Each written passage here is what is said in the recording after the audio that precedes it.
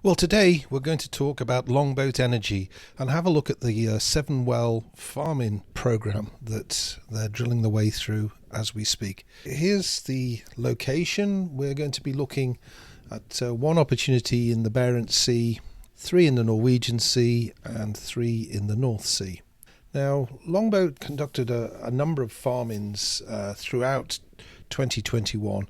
And we understand that there was a sort of a budget or an anticipated spend of some $35 million for this package. Now, here are the opportunities. So we're going to go through each of these in turn, but you can pause the video and take some notes of these as appropriate. The first well, Rodette, up in the Barents Sea, well, this was an interesting well that actually found 29-meter hydrocarbon column in the Middle Jurassic, but only 18 of that was 18 meters was gas, and then 11 meters was oil. Now the operator Vår Energi estimated just of the order of 9 to 12 million barrels of oil recoverable. So slightly, well, pretty disappointing, and at the sub-commercial end of the discovery, given that this is the Barents Sea and there's limited infrastructure in this area.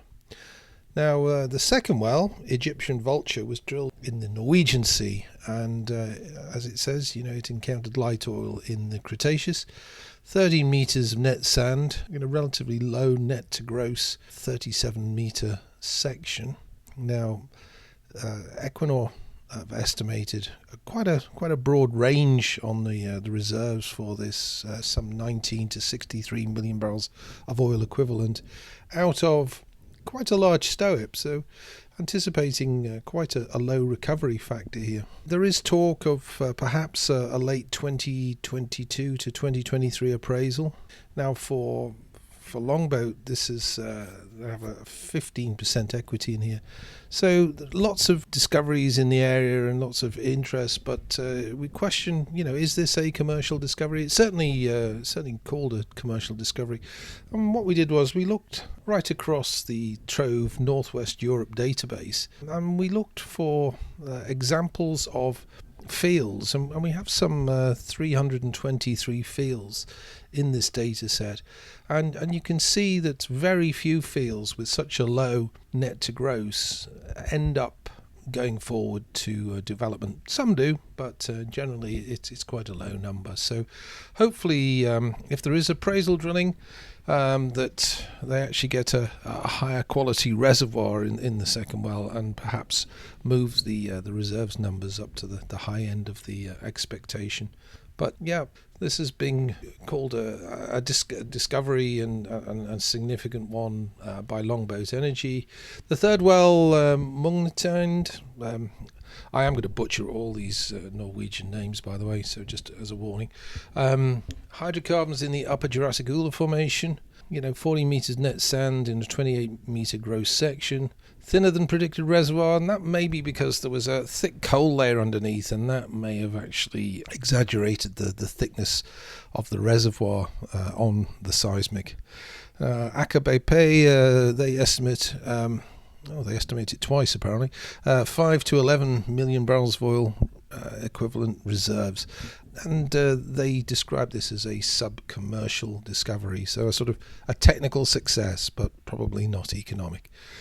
The fourth well, Ginny and Hermine, so an exploration well up in the Norwegian Sea that targeted the Upper Jurassic and Middle Jurassic. Both reservoirs were water wet, so it was a dry hole. The fifth well, and now I'm really going to butcher the pronunciation here, which is Kveist. Yes, that one. Yes, it's in quadrant 35, block 10. It's an injectite, and we'll have a look at that on the next slide. So, pre-drill estimates were for a STOIIP of 63 million barrels, a chance of success of 1 in 2. It has now been drilled, and it was announced as a success in the last few days. So here's the well, and we can see that there is a main sand section in the Eocene, and then you've got the rock and roll down in the Paleocene and Cretaceous respectively.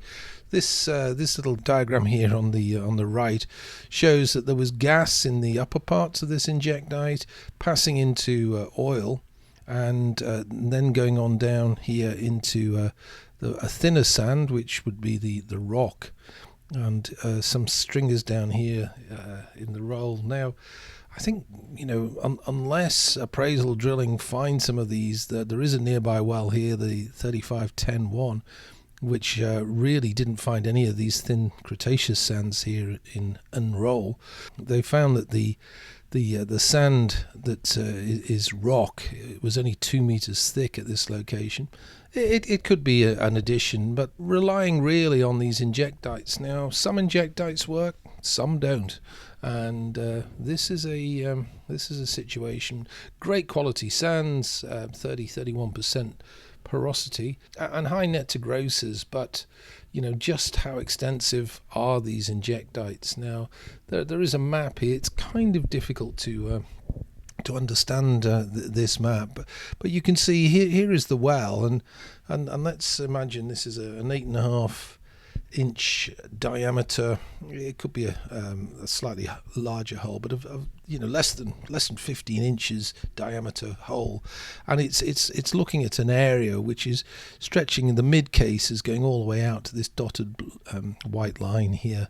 So how representative in an injectite would be the findings in the one well? Definitely we need some appraisal wells to actually work out the size of this particular find. But it could be upside, the sand geometry. There could be contribution from sands not visible on the seismic. I agree with that comment, but equally, you could drill a well just quite close by and encounter very little or even no sand. So a tough play, the injectites. Next up in the sequence, and I think it's the next well to be drilled, is Cambozola. This is down in the North Sea now, and here's a map showing that it's just to the west here of Aphrodite and over to the east of Gullfax. So this is the Cambozola, north and south. It's estimated to be quite a large play. It's a lower Cretaceous turbidite prospect with a gas in place of 1.2 and a chance of success of 1.1 in 6. Now, high risk, high reward. These are the sorts of wells you do want to have in your portfolio, and hopefully this one will work. It's going to be drilled with the deep sea Stavanger semi-submersible, and it's going to be follow on from the well that's just been announced as a discovery. Who I'm not going to try and pronounce it again. Copernicus, Norwegian North Sea. I think this is the last well in the sequence, and it's a Pliocene prospect. Now, it's estimated to have to be even larger than Cambozola, and it's got a 1 in 4 chance of success. Likely to be spudded in Q3 2022. Moderate risk, moderate reward. So here's the Aster Hansteen field. Over to the west of Copernicus, and as mapped here, it looks a relatively large looking feature, so we'll see what happens there. So the scorecard, that's mid-April 2022. Well, you can see that 3 of the 7 wells have not worked. 2 may be described as technical successes because they had some reasonable shows in them, some good shows, but Egyptian Vulture looks like it could be an interesting development in time, but definitely needs some appraisal drilling, as does Kvaikvia. And finally, 2 more we are waiting on. So we'll follow up on those in coming videos on this channel. So here's a look at the share price, and on these announcements of these discoveries, you can see in the last few days the share price has picked up, tends to drop with the announcement of a dry hole.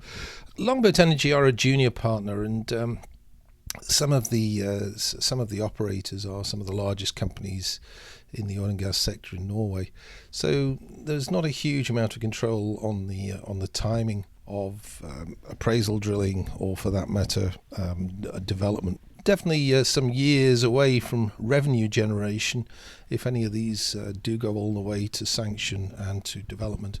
We question whether Longboat Energy will follow the Fairrow Petroleum model, and of course, most of the management are ex-Fairrow Petroleum, and essentially swap a discovery for production and cash flow, and that would be a very sensible thing to do. But right now, at current oil prices, that's not going to be terribly favourable. The company is fully funded for the entire drilling program, and the share price is we're definitely sensitive to drilling results. So we'll revisit this in a couple of months' time to see how it's going. Now, across Norway, we have 2 Trove databases. We have over 100 fields, 230 plus discoveries, and over 90 other assets. And you can see here's a listing of all the assets that you'll just be able to make out, and some of the information, the quadrants, porosity, the year discovered, the oil gravity, reservoir age, the type of asset that it is, and the fluid type, and a similar set of parameters over here. So if anybody would like to see the Trove Norway, please get in touch. Here's the contact details. Give the video a thumbs up if you found it informative. Subscribe to the channel and you'll be notified if you ring the bell when our next release is out. Thank you for watching, and I look forward to seeing you back on this channel shortly.